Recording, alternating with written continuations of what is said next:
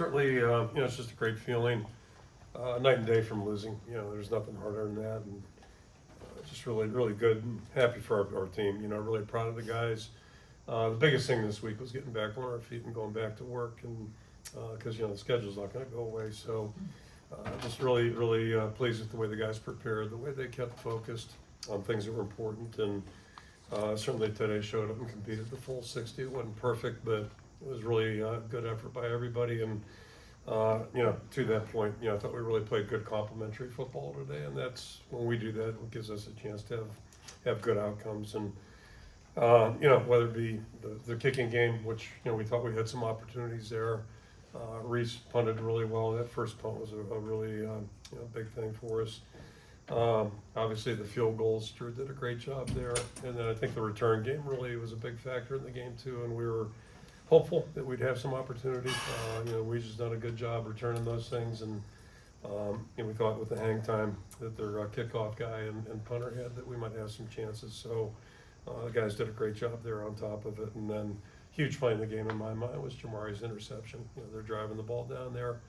We're down to about the 25, something like that, and he came up with that pick, and then we come back and get a field goal off that. So just a lot of good complementary football, guys playing, feeding off each other a little bit, and just proud of the way the guys responded and have responded this way. So good second half for us certainly, and just again feels good to get the win.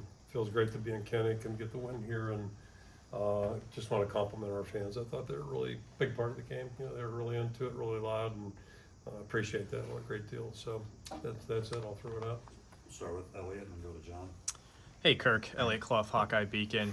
It's just kind of feels like it's getting to a point where, Caleb Johnson did it again. I guess, is that how it feels to you? Because it was a great start to the season, and now it's consistency. Yeah, I just, I think I've said this a couple times, but it just ties in with the theme. I think he's really, year 3 tends to be a year, just in general terms, where guys really start to get traction. And he's done some good things over the last couple of years, but the consistency right now, and not only what you see on the game field, but the way he prepares, the way he practices, he's doing a really good job. And it's just maturity, I think, and really having a better grip on where maybe to be looking and what to be focused on instead of wasting time on some other stuff. And he's really done a great job there, really setting up blocks, helping, being patient, and he's running tough, and that's a big part too. He's starting to learn how to use what he has, and that's a good thing for everybody. John Seppi, Cedar Rapids Gazette, 200 career wins, pretty small group of coaches who get to that point. What does this mean to you? Two things. I mean, the honest answer is I was really more focused on us getting 4. I didn't want to think about being at 3-3 right now, and that's it's just how it works in season. Everything's week to week, and one thing in any league, certainly in the NFL and certainly in college football, if you lose back to back, it really makes things hard. So that's kind of just a staple. But it's all about getting back on your feet and getting back in the fight, and our guys did a great job of that. And then as far as the 200 part, it's just you got to be lucky, you got to be in the right place. First of all, you got to be with a lot of good people, and that's coaching staff and support staff. A lot of people are involved in this. And I've worked with nothing but great coaches my entire career. I've been lucky wherever I've been, and then most importantly, the players. And just got off the radio with Pat Anker, being on there with Gary, and you got Jonathan Babina, who great to have the 04 team back here. And Jonathan, to me, almost epitomizes what it is, because he had 3 really good years here. He had 2 where he couldn't play. 01 he missed it the entire year with a broken leg from spring ball, and then in 03 couldn't finish the year out. And then goes on and plays 12 years in the NFL, raising a family. Just what a great, awesome guy. Plus he's a golfer, which is good. 2 D linemen, him and Claiborne. I'm off on a tangent here, but anyway, that's what the game's about. The guys you get to work with, and having all those guys out there today, because that team, boy, it was all about response that year. That was much fun. We were 2-2. I think there was some negativity back then. So anyway, but it was week to week. And that's what's going to be the rest of the way for us this week, this season as well. Scott Dawkins with The Athletic. Wanted to ask you about 200 wins. Obviously means a lot to you, but also to your players, past and present. What have you taken away from them? How have they helped you get to this spot? Not just by winning, but by you know, as you said, 2014 was, you know, really struggled through adversity. This team struggled through adversity last week, but you did in 20, 16 and on. How much have they influenced you to help you get to this position? Let's be clear, if we didn't win, I wouldn't be here right now, so that's just how it works, and it always has.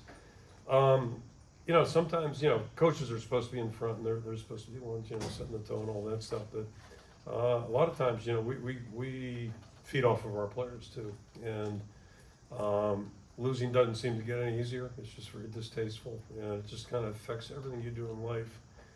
And I really, you know, I don't start feeling any better, at least until we get on the field, and then you're around the guys. You know, we're doing what we like to do. So that's like the start of it, but it lingers, and it really does until you get back on the field and compete.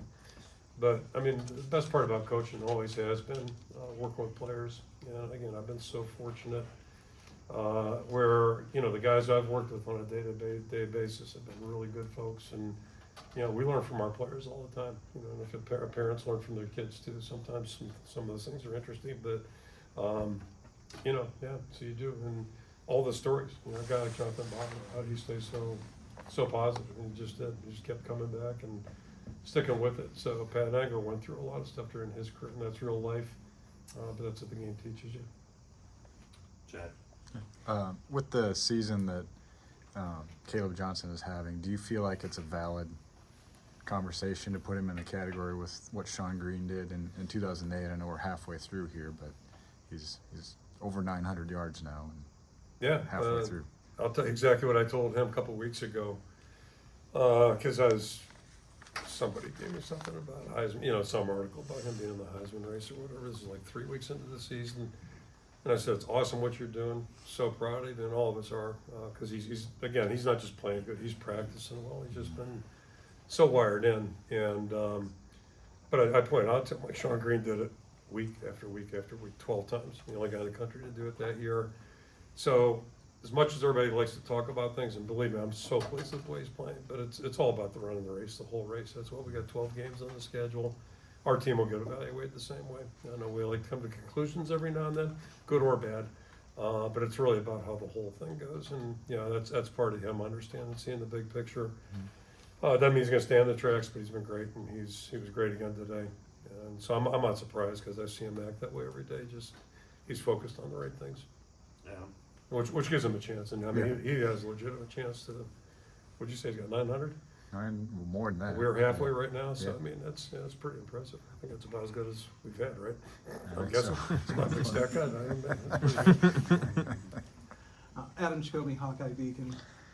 Block kick in the first quarter by YA Black, 2 turnovers by the defense, 3 fourth down stops.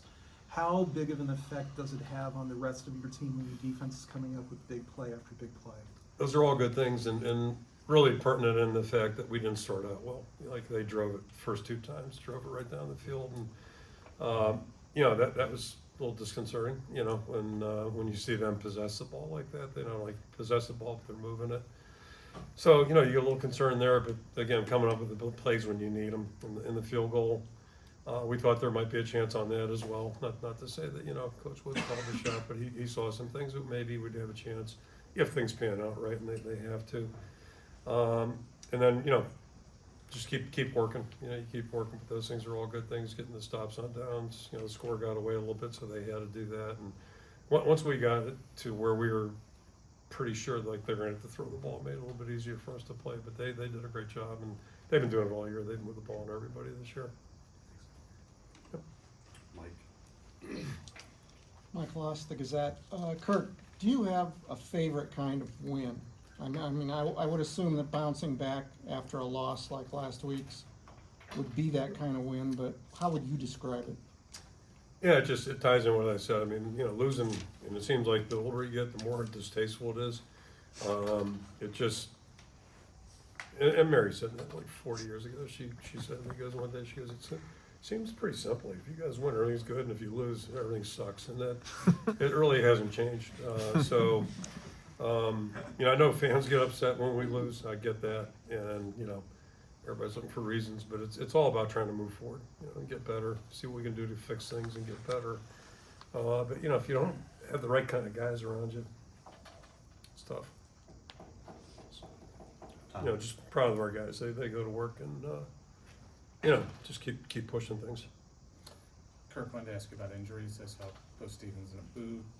Any other injuries after this one besides that? He's got an ankle, yeah, and then Hayden Large, you know, tried to go in pregame and just, you know, he couldn't go. He's got an ankle too, so I don't think anything significant, but hopefully get him back here next week. Kirk Cashman with the Des Moines Register. Game 1 to game 6, where are the biggest areas you feel like this team has grown, and where are the areas you feel like there's still room for more? Well, I think in a lot of areas, and that's good news. You know, I think offensively we're gaining ground, not where we want to be yet, but we're getting there and did some good things. I think Cade continues to look more and more comfortable with what he's doing, making good decisions. He made a good one in the run game today, that one down to our right.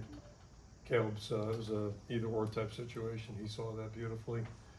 So, you know, but I think a lot of areas, you know, our backup defensive linemen are starting to come on and get some traction. They're getting a lot of work out there, and that's been good. You know, so, and today our special teams were good. But every area we need to be more consistent. That's probably the biggest thing here as we go forward. Scott Dockman again from The Athletic. This is the 5th time in 6 games you rushed for 200 plus yards. You said earlier in the year that you can obviously microwave offensive line, maybe put on a grill and now have a good flavor to it. What do you, where do you think things stand with the offensive line, particularly in the running game? How much do they complement Caleb and vice versa? Yeah, it's mutual. I mean, it's everybody, and receivers get involved in that too, and the tight ends. So it's everybody being involved and doing a good job. But yeah, we're and I said this back in August, that, you know, pretty confident we're a better line up front now. We're more confident. We're more mature physically, and you know, outside of Bo, I mean, we've been healthier, which is a good thing too. So, and Tyler Ellsbury jumped in there and did a really nice job. So it was good to see that. But yeah, I mean, it's complimentary, and I thought our protection for the most part was better today too. Not that we threw a lot, but you know, they hit us on that one blitz. I think it was. You know, it looked like somebody came off underneath, not the blitz guy, but the other guy. But yeah, overall, we're making strides, and we still got room to go, and that's the best part about it right now. We're still at the halfway mark, and I think our whole team can get better if we keep our eyes where they need to be. Okay, 3 more questions. Start with John. Deaton Howard gets his first career reception. It's a touchdown. What have you seen from him over these last 2 years? Young guy, you know, with potential, and he felt bad about the penalty too, and he should. Cause just pointed out to him, like, you know, they're kicking it now. We're kicking it now from over here instead of over there. And today it didn't matter, but you know, if the score is tighter, that would be consequential. But you know, it's been good to have him out there. We think he's a good prospect, and I think it's kind of reflective of our whole group with the receivers right now. Reese has done a good job. You got Dayton out there. You got Jerry, 2 young guys that aren't playing a ton right now, but they're doing a good job and improving in practice. We've just been better certainly, and Gil's been doing a good job too. So I think you know, I think we have room for improvement here, and that's an area that should continue to improve over the next 6 weeks if we practice well. Lynn. Lynn Harry to stay on Power 5. So, Coach, was there any confusion on Washington's field goal before halftime, and you decided like to challenge it even though it wasn't reviewable? Can you talk about your thoughts on that? I mean, Jay, the only reason I pursued a little bit, Jay Higgins swore it was not any good. He had a better seat than I did, certainly. You can't see anything from the sideline. But anyway, yeah, it was worth a shot to no avail, like a lot of replays. I think we actually got a replay that went our favor. Yeah. Wasn't it like on a 4th down or something, 3rd down? Yeah. Their I'm part? gonna take the 3rd question. Is that all right? Well, I just want to, on behalf of the university, congratulate and thank you for appreciate the it. 200 wins. And I know this milestone, you know, Coach isn't big on the record books, and you heard him give credit to everybody.